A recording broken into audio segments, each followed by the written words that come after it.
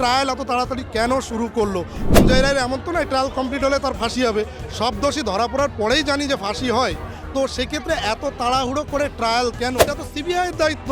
Jail থেকে আনা CISF বা সিআরপিএফ দিয়ে তারা কলকাতা পুলিশের উপর ভরসা করছে কেন?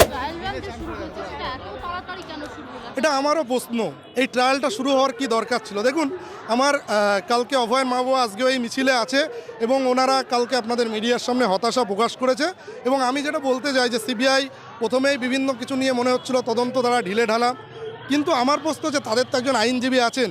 প্রথম ছিলেন বিকাশ রঞ্জন ভট্টাচার্য, তিনি সুপ্রিম কোর্টে খুব একটা কিছু না বলাতে তাকে চেঞ্জ করে বৃন্দা গ্রোভার ম্যাডামের যে panel lower court high court supreme কোর্টে আছে, তাকে নিয়ে বেশ কিছু আমার কোয়ারি রয়েছে। কোয়ারি বলতে আমি এগুলো জানতে চাই যে এক নম্বর হচ্ছে ট্রায়াল এত তাড়াতাড়ি কেন শুরু করলো? কারণ ট্রায়ালটা দেখুন এখনও ইনভেস্টিগেশন চলছে, মাঝপথে ট্রায়াল কেন? তার মানে কি এটা মেনে নিলাম যে একজনই অ্যাকিউজ এবং এরপরে যদি আরও দুজন অ্যারেস্ট হয় তাহলে আলাদা করে ট্রায়াল করতে হবে? সঞ্জয় রায়ের এমন তো নয় ট্রায়াল কমপ্লিট হলে তার ফাঁসি হবে, সব দোষী ধরা পড়ার পরেই জানি যে ফাঁসি হয়। তো সেক্ষেত্রে এত তাড়াহুড়ো করে ট্রায়াল কেন বৃন্দা গ্রোভার ম্যাডামের আইনজীবীরা এই ট্রায়াল এত তাড়াতাড়ি তারা এইটা নিয়ে কোনো কথা বললেন না?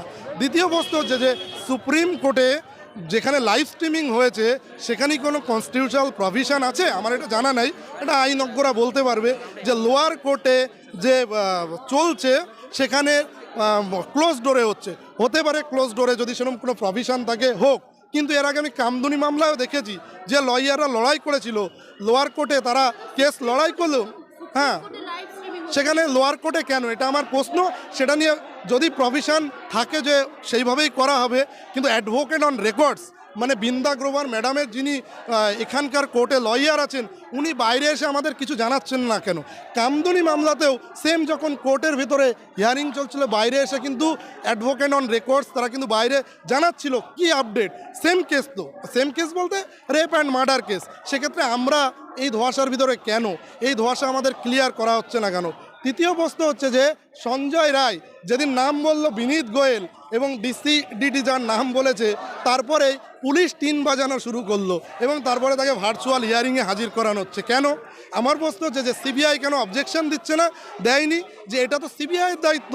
জেল থেকে আনা সিআইএসএফ বা সিআরপিএফ দিয়ে তারা কলকাতা পুলিশের উপর ভরসা করছে কেন? এবং কলকাতা পুলিশ টিন কেন বাজাচ্ছে?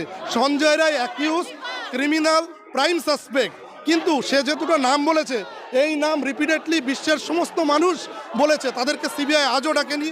সেটা কেন বাড়ির লয়ার অবজেকশন দিল না বা টিন বাজাচ্ছে কেন? তার অভিযোগগুলোকে দেখা কেন হচ্ছে না? বা আমাদের অভিযোগও তো এখনও পর্যন্ত শোনা ঠিক করে হয়নি। এই প্রশ্নগুলো কিন্তু থেকেই যাচ্ছে। আমার প্রশ্ন হচ্ছে সিবিআইয়ের ভূমিকা নিয়ে এখন যখন প্রশ্ন তুলছি, তো তার বাড়ির লয়ারকে তো এই ব্যাপারে অন্তত বলা উচিত বা অবজেকশন করা উচিত। করেছে কি?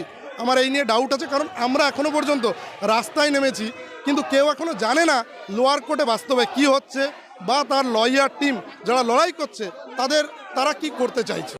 বাংলা হান্টের আরো খবর দেখতে নজর রাখুন। বাংলা খবর মানেই বাংলা হান্ট।